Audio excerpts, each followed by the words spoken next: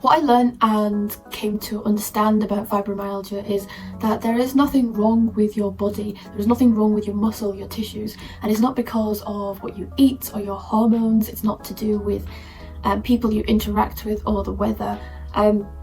People have said to me, well, my pain is definitely caused by this certain type of food that I eat. No, what's happened here is that your brain has associated that type of food with pain, and that might be because of any stresses and anxieties you had around the time, and having that belief in the first place will have reinforced it, so you believe it and believe it to be true. And maybe there was something major happening in your life at the time as well, where your brain was already on high alert. And what that means is we have a perfect cocktail for the brain tripping up and producing pain signals when it shouldn't be producing pain signals. And because the brain is designed to keep you safe and protect you from future danger, what happens is every time you come to eat that food, maybe even just looking at that food, your brain goes, I know what to do here, we're in danger, so I'm going to produce pain signals to keep you safe. So this is part 2 of the video series on the relearning step, which is the first step I use to recover from fibromyalgia. The best thing about science is that it's a rapidly changing field, and as new theories are tried and tested, we get to see the benefits of these new ways of thinking and living. I want to start by challenging your beliefs.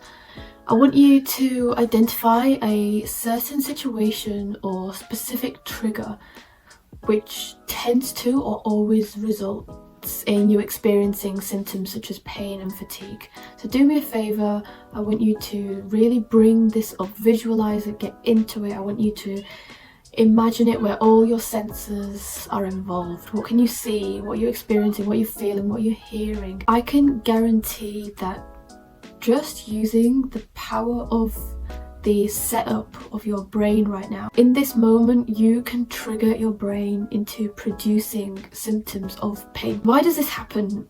It happens because the brain can't distinguish between what's real, your reality, and what's in your mind. So it can't distinguish what's actually a threat and what's a perceived threat. Now, the working theory of fibromyalgia is that the brain is incorrectly responding to normal signals from the body and reacting as if they were signaling danger. So in response, it produces very real pain symptoms in the body.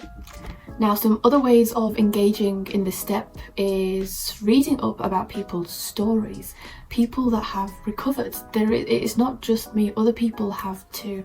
So I am writing a book at the moment because you need to see it for yourself. You need to be convinced that recovery is possible. I mean, if I've recovered and others have too, why can't it happen to you? If you have hope that things can get better, you will have motivation and discipline to create new habits and stick to them.